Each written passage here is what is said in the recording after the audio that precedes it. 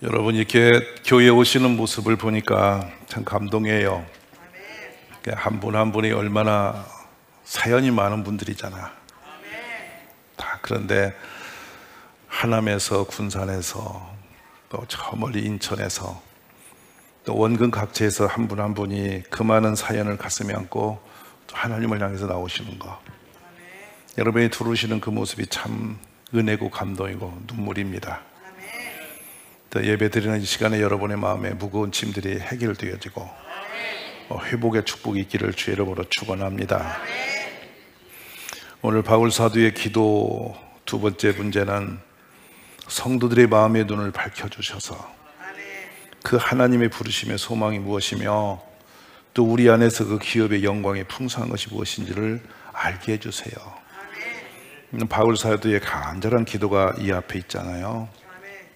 우리 모두가 영혼의 마음의 눈이 열려서 그 하나님이 나를 향하신 그 부르심과 소망의 축복이 얼마나 큰지 여러분 모두가 깨닫는 이 시간이 되시기를 간절히 원합니다.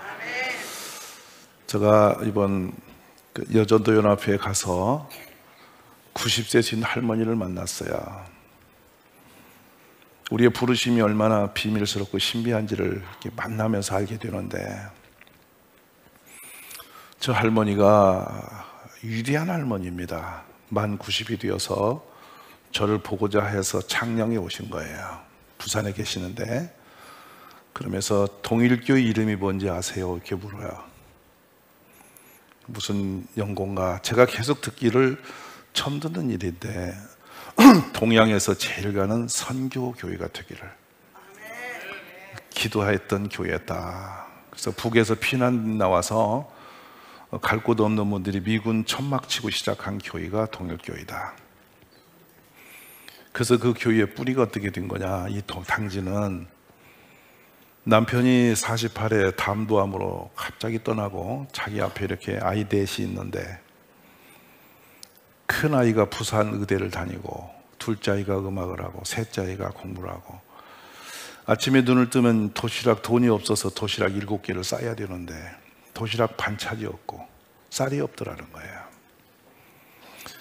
너무 가난해서 종일 온몸으로 뭔가를 하지 않고는 살 수가 없으니까 닥치는 대로 일을 해내는데 몸이 너무 지쳐서 정말 쓰러질 것 같은데도 기도 없이는 살 수가 없더라. 내가 수요일 날 예배 마치면 힘든 사람 모이라 해서 기도를 시작했대요. 시작했는데 한 시간 되면은 그래도 괜찮은 사람은 다 떠나버린대요. 그럼 마지막은 정말 길이 없는 몇 사람, 5-6명이 남는데요. 기도를 1년하고 2년하고 3년 하면서 애들은 점점 자라고 돈은 점점 더 써지는데 길이 없으니까 계속 눈물로 하나님께 구하는데, 어느 날 마음에 감동이 오기를, 너의 필요를 구하는 것도 중요하지만 나를 위해서 구하는 게 있겠냐 하면서 마음에 확 오는 감동이, 하나님이 기뻐하시는 걸 좀 해야지 않아? 이런 생각이 오더라는 거예요. 그래서 제일 기뻐하시는 게 뭔가 하고 기도를 하는 가운데 여호와를 기뻐하라. 그래야만 그가 너희의 소원을 들으시리라는 거예요. 하나님이 기뻐하시는 그 말씀을 붙들고 기도를 엎드렸는데, 그냥 하지 말자, 교회를 세우는 걸 제일 기뻐하시겠지, 개척교회를 도우면 좋겠지. 그래서 지금 말하면 한 번 모일 때마다 10,000원씩을 모은 거예요. 5명, 6명이 계속 세월을 흘려서 모았더니 7년여 되니까 그게 8,500이 되는 거예요. 당시 돈으로. 지금으로 환산해 보니까 8억 5천 된 거예요.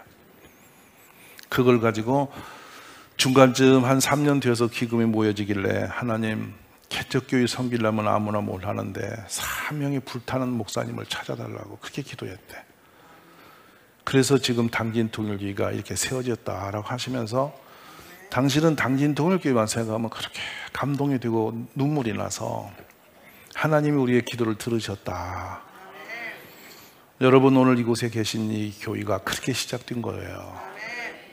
어디선가는 그 처참하게 가난해서 하루 끼니가 갈 곳 없고 자녀들의 학비를 댈 길이 없고 도시락 하나 쌀 힘이 없는 그분들이 1,000원짜리 매주 모여지는 그 헌금이 쌓여가는 것이 그렇게 행복해서 그 그걸 보고 나중에는 거기에 합당한 목사를 구하고 그렇게 기도한 열매가 당진에서 교회가 되었다. 제가 그 헌금을 받고 이 후원을 받고 15일간 한숨을 못 잤어요. 왠지 그렇게 하나님의 감동을 주시면서 계속 기도를 시켰어서 눈에 모래알이 가득 차게 되어서 나중에 눈을 뜰 수가 없고 숨을 쉴 수가 없는데 보니까 15일 차 기도가 됐어요. 예배당을 짓기 위해서 제가 뭐 아무것도 모르지만 벽돌이 몇 장이 들어가는가 한 장이라도 허술히 할 수는 없다 해서 계속 기도하면서 그림을 그리고 그려서 벽돌을 사다 놓고 벽돌공을 불러서 싸주세요 했더니 쳐다보더니 이 벽돌로는 못 진다. 숫자가 안 맞는다. 더 사라. 그래서 제가 산수했으니까 그냥 싸세요. 그때 다 쌓고 나니까 10장도 안 남았어. 13,777장이 들어갔어요. 그렇게 해서 동일교회가 시작이 된 거예요. 하나님은 살아계시는데요, 여러분 한 분 한 분을 뜻한 바 계획이 있어서 너무도 사랑하셔서 어떤 정황이든지 불구하고 한 사람 한 사람 불러서 여기까지 인도하심을 믿습니다. 그래서 우리는 존귀한 사람들이죠. 그러니까 우리가 눈을 열면 이런 세계가 보이죠. 하나님이 하신 일이 보이는 거예요. 근데 마음의 눈이 어두워지면 육신으로 보이는 것밖에 보지 못하고 이 세계를 보지 못하니까 건조해요. 삶이 건조하고 여러분이 교회 오시는 것도 피곤해지는 거예요. 근데 이 마음의 눈을 열어달라는 것이 밝혀달라고 했는데 이게 어떤 거냐면 수동태예요. 그리고 완료형이에요. 예수님이 이미 우리 마음의 눈을 열어주셨고 보게 하셨고 이미 우리는 그걸 봐야 되는 사람이라는 거예요. 근데 이걸 유지하고 계속 끌어가는 것이 하나님의 은혜인데 우리는 너무 세상 삶에 바빠서 기도하지 않고 말씀 보지 않고 내 생각대로 사니까 그 눈을 가지고 세상을 못 보는 거예요. 오늘 그 한 할머니의 그 막연하고 까마득한 기도가 이렇게 자녀들의 이야기를 쭉 해주시는데 제가 동영상을 찍어와서 언젠가 보여드리겠습니다. 참 눈물이 감동이에요. 사위까지도 전부 장로가 됐어서 전부 권사가 되어서 교회에 그렇게 충성을 하고 전부 다 유학을 갔는데 아무것도 없이 정말 비행기 탈 돈도 없이 유학을 길을 떠났는데 다 하나님이 도우셔서 박사학위 받고 들어와서 교수가 되게 하시더라는 거예요. 그러면서 자기는 작은 거 눈물로 심었는데 하나님은 넘치도록 부으시는 분이다. 그래서 마음껏 하나님을 생각하면 마음껏 복을 주시는 분이라는 생각밖에 안 된다는 거예요. 내 세상적인 복이 아니라 믿음의 복을 주셔서 사위가 장로로 또 딸내미가 권사로 손자들이 또 안수 집사로 막 이렇게 가정의 교회를 섬기는 모습을 보면 천국이 될 것 같은데 막내 아들이 하나님 목사님이 되셨더라고요. 제 후배예요. 통화를 하는데 왜 이렇게 가슴이 오는지 몰라. 근데 이런 말을 해요. 어머니가 저한테 늘 얘기하시는데 어디다 이 얘기가 하나님 영광 가리니 말하지 말라고 우리끼리 말하는데 어떻게 그 얘기를 하셨습니까? 그래. 야, 그것이 믿음의 역사잖아요. 오늘 이 자리에 계신 여러분에도 그런 역사가 있기를 주의 이름으로 축복합니다. 이 영적인 눈이 깨어서 보지 못하면 오늘 하나님이 하신 걸 못 보면 죄를 자꾸 지어요. 제가 조금 전에 조그마한 영상 하나를 보여드렸는데 모르면 안 보이면 그러는 거예요. 하나님이 축복하시려고 광야를 가자신 거잖아요. 모르니까 힘드니까 욕하고 원망하는 거예요. 거기서 순종했으면 얼마나 큰 복을 받았게요. 모르면 사고 나는 겁니다. 그래서 이사야 예언이 마태복음 13장 14절에 보면 그들에게 이루어졌는데 이르렀으니 너희가 듣기는 들어도 깨닫지 못할 것이요 보기는 보아도 알지 못하리라. 자, 15절 한번 읽어봅니다.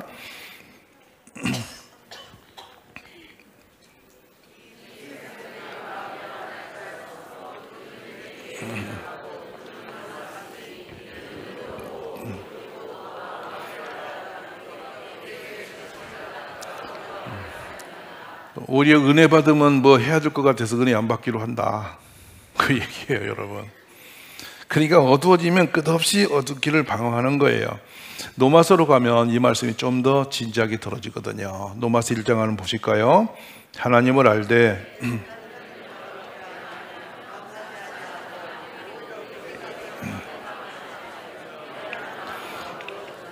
22절 썩어지지 아니하는 하나님의 영광을 썩어질 사람과 새와 짐승과 기어다니는 동물 모양의 우상으로 바꿨느니라. 그리고 그것을 자랑스럽게 여기는, 육이 되고 버려지면 점점 모르니까 그렇게 빠지는 거예요.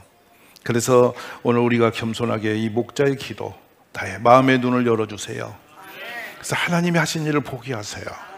이 기도가 우리에게 고백되어지기를 원합니다. 고린도서 4장에 가면은 가리워진다는 거예요. 자꾸 눈을 가려서 생각을 가려서 하나님의 영광을 볼 수 없게 만든다는 거예요. 4장 3절에 말씀을 보십니다. 만일 그 중에 이 세상의 신이 믿지 아니하는 자들의 마음을 혼미케 하여 그들의 영광의 복음에 광채가 미치지 못하게 함이니 그리스도는 하나님의 형상이니라. 아멘. 오해 보면 그렇잖아요. 망하는 사람들에게 눈이 가려진다는 거예요. 그러므로 우리 모두가 영의 눈이 열리기를 주의 이름으로 축원합니다. 자, 그러면 여기서 잠깐 영의 눈을 열고 생각해 보면, 나의 이 세상에서 나에게 가장 알맞고 가장 나를 축복하고 가장 나를 잘 도울 수 있는 사람을 어디다 세우셨게요? 어디 있게 그 사람이? 영화 속에, 드라마 속에 있을까요? 아니면 저 멀리 유럽에 있을까요? 영의 눈이 안 열리면 여기서 문제가 옵니다. 가장 가까이다 붙인 사람은 가장 적절한 도움이라고 말해요. 헬퍼라고. 그것이 아담과 하와의 출발이에요. 그러니까 아담이 홀로 독처하는 것이 하나님 보시기에 온전치 않았던 거예요. 그래서 그를 가장 적절하게 돕는 파트너를 준 게 부인이라고요. 아멘이세요? 그런데 아담과 하와가 하나님 말씀 어기면서 원수져요. 3인칭으로 바꾼다고요. 이 장면을 계속 고민해 보세요. 그러니까 우리가 이 마음의 눈이 열려서 같이 하나님 붙여주신 그 사람이 최고의 나의 파트너라는 것이 딱 인정이 되고 그 눈이 열리면, 그렇게 보이면 그때부터 상대방이 그렇게 귀할 수가 없어. 맞아, 안 맞아? 근데 이것이 귀한 사람이 미움으로 바뀌어. 눈이 가려지면. 아멘? 눈이 가려져서, 눈이 가려져가지고 저기 어디 영화 속에 나오는 부인이 이뻐 보이고 집에 있는 부인이 안 이뻐 보이고, 눈이 가려지니까 그래서 사고가 나기 시작하는 거기서부터. 그래가지고 어떤 여자는 남편이 밥을 먹는데 돼지처럼 우엉 먹어서 돼지로 보이더라는 거야. 눈이 어두워지면 남편이 돼지가 되는 거야. 아까 봐, 자기 남편 차 뒤에놓고 남의 차 따라가면서 욕하고 다니는 여자가 그 여자인 거예요. 이게 누구 동네 얘기 같아? 잘 들으셔야 되는 거예요. 내가 원하는 모든 것이 완숙하지 않더라도, 부족하고 힘이 부족할지라도 그 사람이 당신의 파트너라는 거예요. 누가 그렇게 보내셨다고? 하나님이. 하나님이 보여주신 모든 것은 감사함으로 받으면 버릴 것이 없다는 거야. 근데 내가 감사가 없어지니까 다 돼버리는 거야. 그 벽이 되는 거야. 세상에서 최고로 귀한 선물이 나의 자녀라고 말하거든. 맞아, 안 맞아? 눈이 어두워지니까 자녀를 제한해서 안 낳는 거야. 보배와 축복을 본인이 다 털어내는 거야.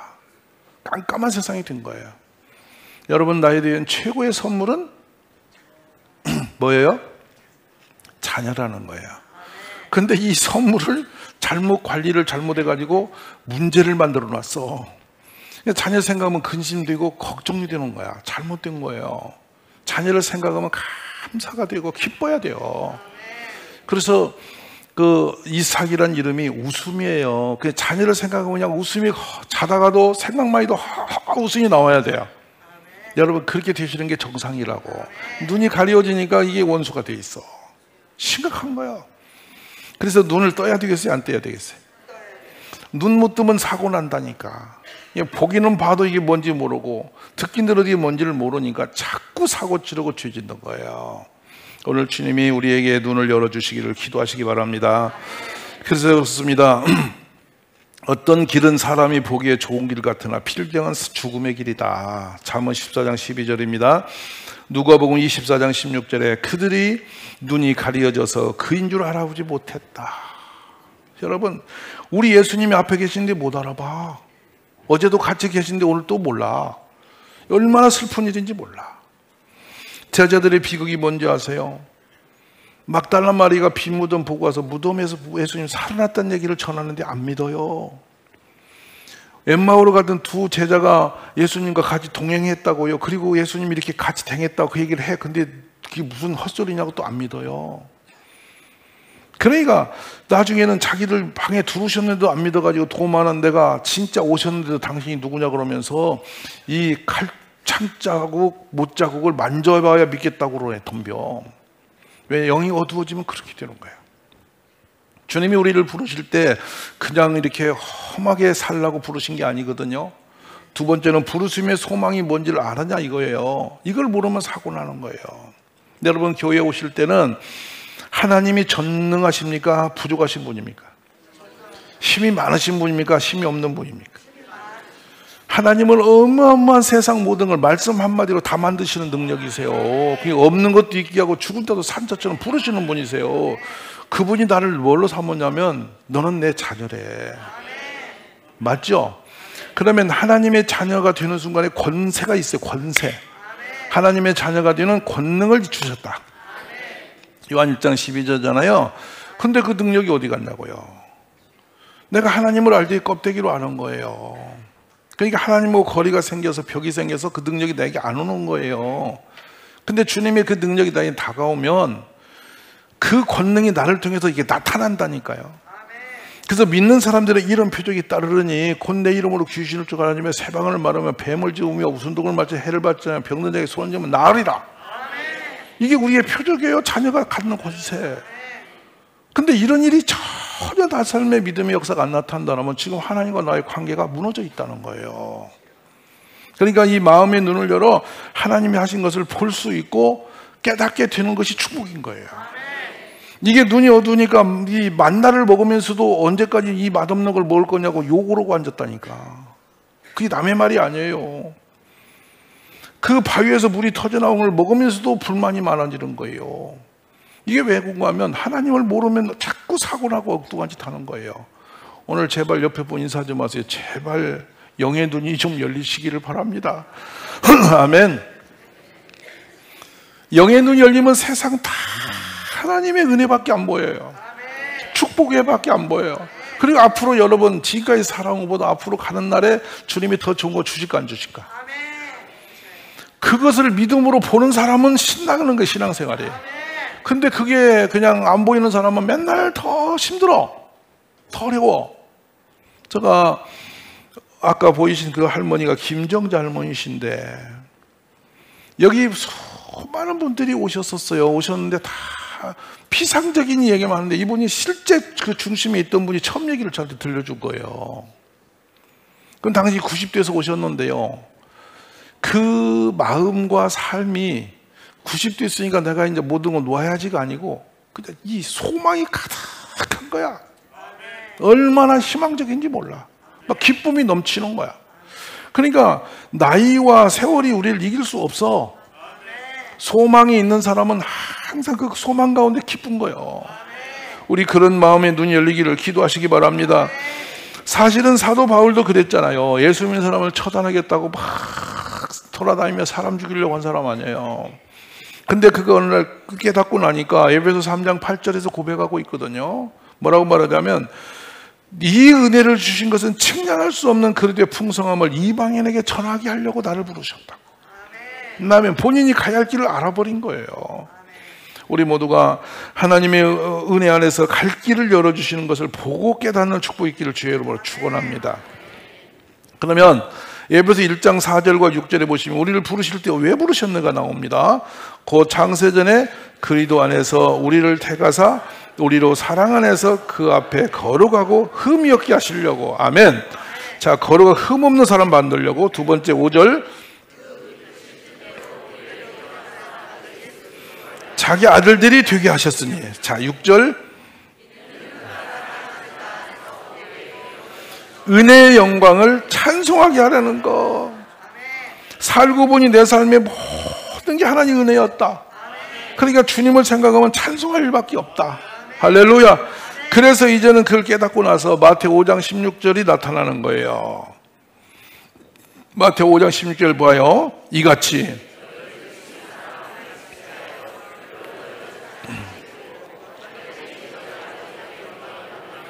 아멘.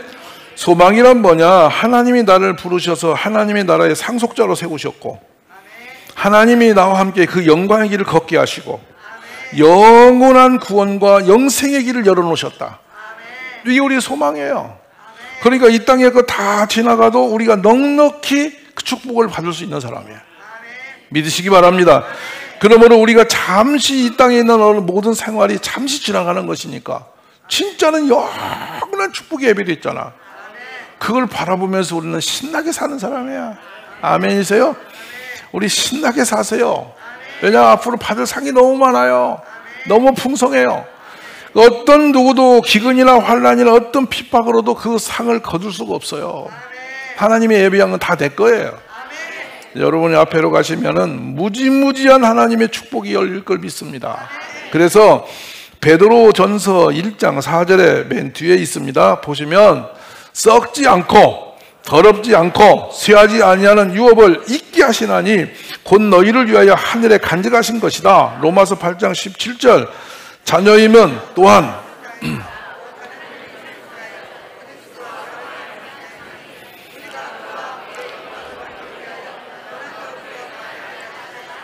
무슨 일이 있은들 문제가 되냐? 우리는 저 멀리 어마어마한 축복이 옆에 있는 걸.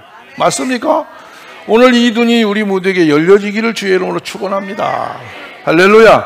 그 사람 따라하세요. 내가 받을 복은 헤아릴 수가 없다. 상상도 할 수 없다.